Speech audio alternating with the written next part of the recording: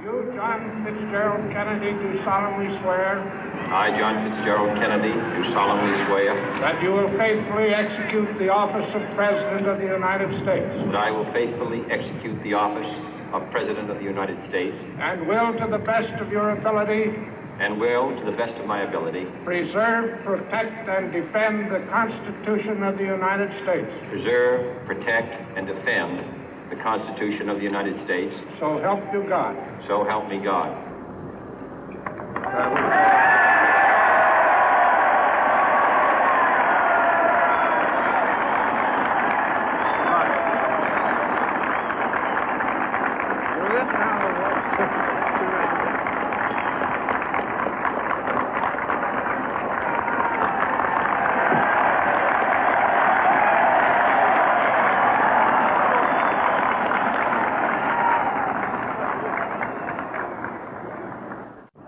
Vice President Johnson, Mr. Speaker, Mr. Chief Justice, President Eisenhower, Vice President Nixon, President Truman, Reverend clergy, fellow citizens.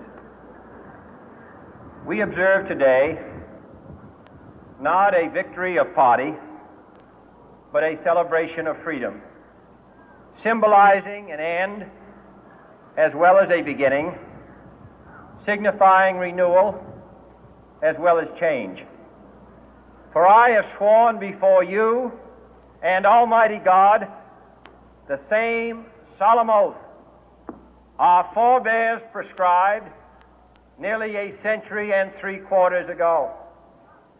The world is very different now, for man holds in his mortal hands the power to abolish all forms of human poverty and all forms of human life.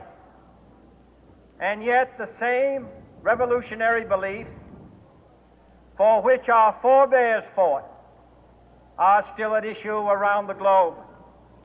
The belief that the rights of man come not from the generosity of the state, but from the hand of God. We dare not forget today that we are the heirs of that first revolution. Let the word go forth from this time and place to friend and foe alike that the torch has been passed to a new generation of Americans born in this century, tempered by war, disciplined by a hard and bitter peace, proud of our ancient heritage, and unwilling to witness or permit the slow undoing of those human rights to which this nation has always been committed and to which we are committed today at home and around the world.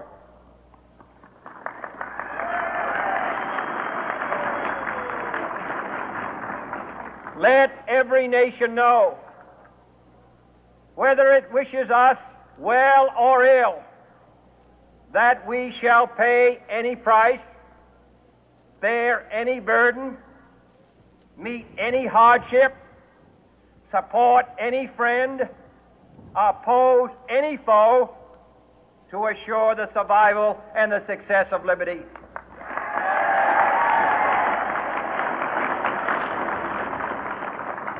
This much we pledge and more.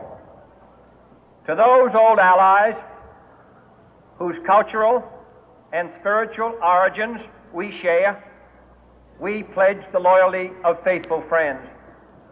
United, there is little we cannot do in a host of cooperative ventures. Divided, there is little we can do, for we dare not meet a powerful challenge at odds and split asunder.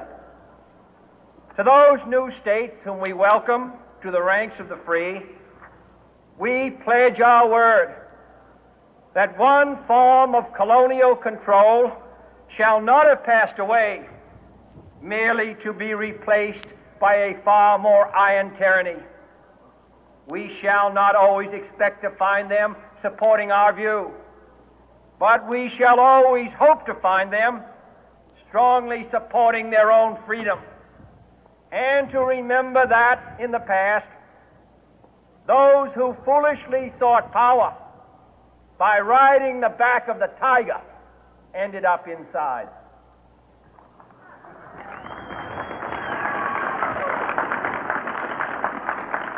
To those people in the huts and villages of half the globe struggling to break the bonds of mass misery, we pledge our best efforts to help them help themselves for whatever period is required, not because the communists may be doing it, not because we seek their votes, but because it is right.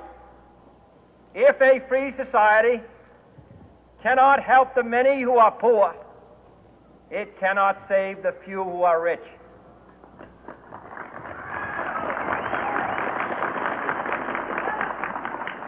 To our sister republics south of our border, we offer a special pledge to convert our good words into good deeds, in a new alliance for progress, to assist free men and free governments in casting off the chains of poverty. But this peaceful revolution of hope cannot become the prey of hostile powers.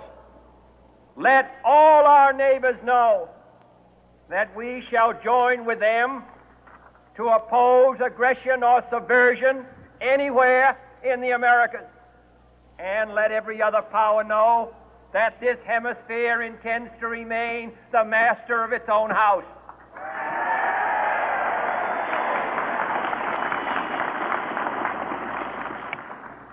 To that World Assembly of Sovereign States, the United Nations, our last best hope, in an age where the instruments of war have far outpaced the instruments of peace, we renew our pledge of support to prevent it from becoming merely a forum for invective, to strengthen its shield of the new and the weak, and to enlarge the area in which its writ may run. Finally, to those nations who would make themselves our adversary, we offer not a pledge, but a request that both sides begin anew the quest for peace. Before the dark powers of destruction, unleashed by science, engulf all humanity in planned or accidental self-destruction, we dare not tempt them with weakness, for only when our arms are sufficient beyond doubt can we be certain beyond doubt that they will never be employed. But neither can two great and powerful groups of nations take comfort from our present course, both sides overburdened by the cost of modern weapons, both rightly alarmed by the steady spread of the deadly atom, yet both racing to alter that uncertain balance of terror that stays the hand of mankind's final war. So let us begin anew, remembering on both sides that civility is not a sign of weakness, and sincerity is always subject to proof. Let us never negotiate out of fear, but let us never fear to negotiate.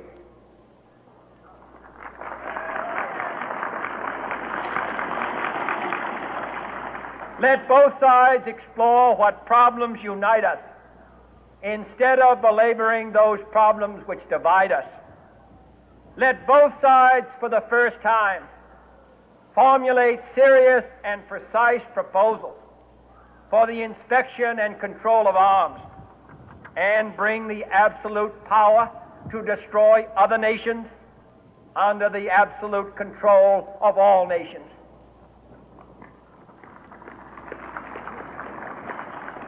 Let both sides seek to invoke the wonders of science instead of its terrors. Together, let us explore the stars.